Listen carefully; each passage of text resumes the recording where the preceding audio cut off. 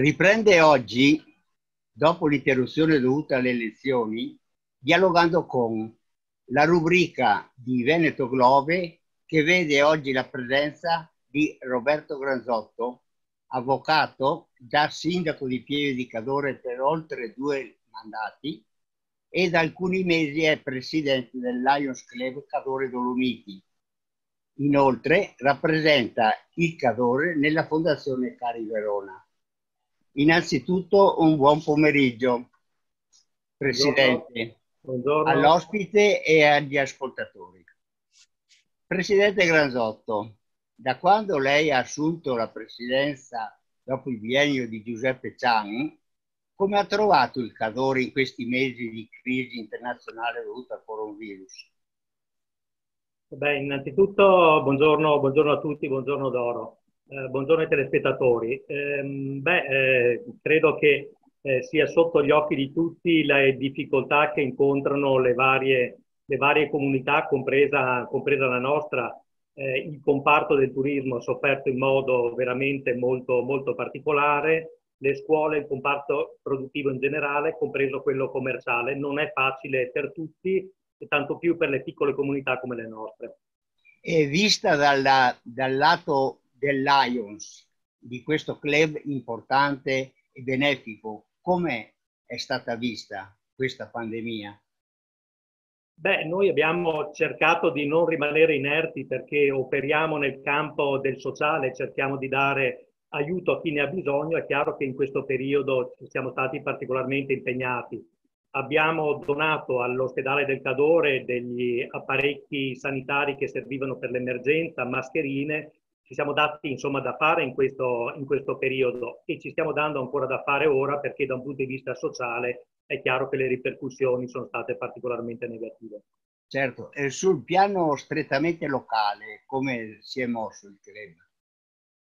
Beh, in questi mesi abbiamo cercato innanzitutto di riprendere l'attività, anche le attività culturali, il campo culturale, perché chiaramente i comuni impegnati soprattutto nel settore sociale avevano bisogno di un aiuto soprattutto durante il periodo turistico, per quanto il turismo sia andato avanti col freno a mano tirato nei mesi di luglio e agosto. Abbiamo messo in campo delle iniziative culturali di intrattenimento nella nostra comunità, nel nostro settore, e abbiamo cercato di costruire dei progetti che potessero prendere avvio subito dopo l'estate, sia di carattere culturale che di carattere sociale che di carattere didattico formativo per gli studenti delle scuole. Ma voi avete preso anche un'iniziativa insieme al Rotary di cercare una soluzione per il problema, l'annoso problema del lago del centro Cadore. A che punto siamo? Rotary e Lions hanno anche quei compiti di stimolare le comunità locali su tematiche di particolare interesse delle comunità. Uno di questi per il centro Cadore è il livello del lago centro Cadore, che durante la fine della stagione turistica incomincia a svuotarsi. Noi in realtà non entriamo mai in questioni politiche perché siamo del tutto apolitici, aconfessionali. Abbiamo provocato la costituzione di un comitato per valorizzare la valorizzazione del lago e delle zone contermini. È un comitato propositivo, non è un comitato contro qualcuno, per proporre e per affiancare le pubbliche amministrazioni nella realizzazione di progetti che abbiano come fulcro la valorizzazione del nostro lago. Come è stato accolto questo input, diciamo così, dalla popolazione? Beh, molto positivamente perché per il comitato si sono iscritti decine e centinaia di persone. So che la raccolta delle firme è ancora in corso e tra poco i firmatari si troveranno per cercare di individuare uno o più portavoce del comitato stesso. Noi come Lions e Rotary siamo rimasti esterni al comitato perché non possiamo partecipare a comitati o associazioni di questo tipo, ma come singole persone, come singoli aderenti abbiamo di buona lena aderito in massa. Sì. Lei personalmente è sempre stato un grande difensore dell'altra parte del mondo, cioè delle donne. Lei ha partecipato al discorso della mostra anche di come erano vestite, mi sembra, l'ho visto presente anche all'inaugurazione, ma poi ha avuto anche un sussulto, diciamo, importantissimo, quello del corso che sta proponendo in questo momento. Beh, diciamo questo, io ho avuto sempre una particolare predisposizione, ma d'altronde faccio l'avvocato per la giustizia e l'equità. L'articolo 3 della Costituzione italiana recita che hanno pari dignità sociale tutti i soggetti indipendentemente dal sesso, razza, religione, credo politico. Mi pare che in Italia e in generale nel mondo questa equità per quanto riguarda i generi maschile e femminile non ci sia, anzi è sotto tutti gli occhi, è sotto gli occhi di tutti che vi sia una disparità di genere veramente considerevole. Non è più possibile che una società evoluta come quella moderna continui escludendo più della metà del genere umano, per cui il Lions, non io solamente, ma tutto Lions è sensibile a un'apertura verso il genere femminile e abbiamo deciso di organizzare un corso qui in Cadore per le ragazze dai 16 ai 19 anni. È una cosa particolarmente innovativa, nel senso che nel Triveneto non esistono pari di questo tipo, ci sono 3 esperienze che sappia io in tutta Italia, Agrigento, Torino, Napoli, di scuole di questo tipo. Da gennaio faremo un corso per 4 mesi indirizzato alle ragazze dai 16 ai 19 anni di laboratori, di testimonianze, di crescita per permettere a queste ragazze di avere una maggiore consapevolezza dei loro diritti, della necessità che entrino a pieno titolo nella gestione della cosa pubblica, delle aziende, insomma nei livelli direzionali in Italia e praticamente è un corso di empowerment, cioè di potenziamento delle loro capacità per renderle protagoniste domani, nel presente e nel futuro delle nostre realtà e delle nostre comunità. Sarebbe come dargli delle bustine di vitamina perché facciano di più, qualcosa del genere? Beh, insomma, io non credo che abbiano bisogno. Le donne e le ragazze dimostrano che là dove arrivano spesso e volentieri sono sicuramente più propositive e molto più brave anche di noi uomini. È solamente che in una società maschilista si tende ad escludere le donne dai livelli del dirigente, che sia esso nelle imprese, sia essa nella pubblica amministrazione o nel volontariato. Quello che noi vogliamo fare è dare quelle conoscenze alle ragazze che gli permettano di vincere questo gap di genere che ancora, ahimè, esiste, cercare di dare quelle informazioni che le possono diventare utili, che le possono servire per poter raggiungere i massimi livelli nella nostra comunità. È per quello che si è collegato con questa iniziativa con la Fondazione Belisario? Beh, diciamo che innanzitutto ci siamo collegati con Confindustria Belluno Dolomiti. In provincia di Belluno c'è questa particolarità in questo momento che la Confindustria Belluno Dolomiti è diretta da una donna, Lorraine Berton. La prefettura è diretta da un prefetto, l'Adriana Cogode. La questura è diretta da una donna, quindi ci sono molte figure femminili di spicco.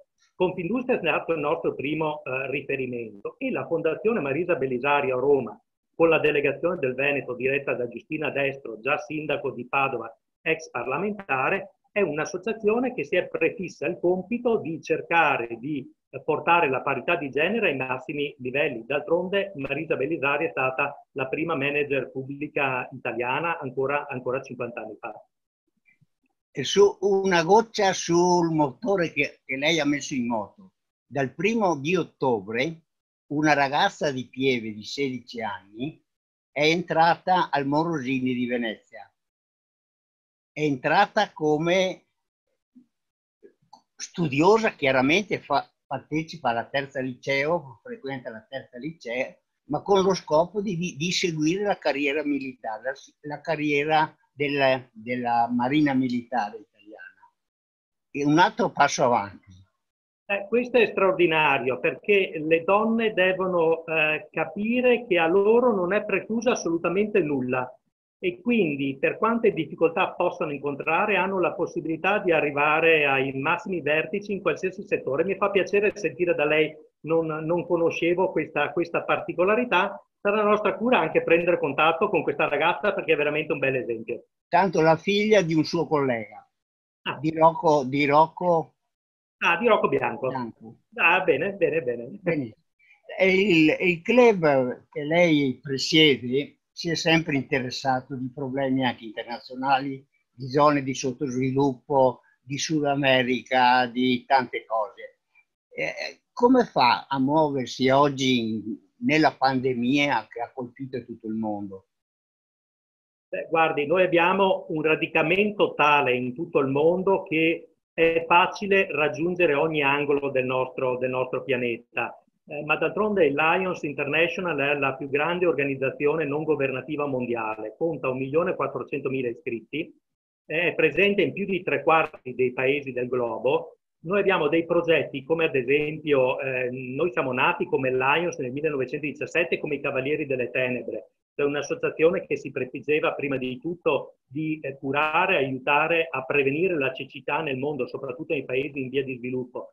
Noi nel corso del prossimo anno, nel 2021, in comune accordo con l'Ottica e grazie alla donazione di alcune imprese dell'occhiale Cadorine, forniremo più di migliaia di ausili per curare la vista in Ecuador, in Sud America e in Africa. Lo facciamo come? Attraverso le associazioni di volontariato, prima di tutto del nostro territorio, che operano in quelle zone, e poi anche appoggiandoci ai club di quelle zone, in maniera tale che abbiamo la certezza e la ragionevole certezza che ciò che inviamo raggiunga anche il proprio scopo.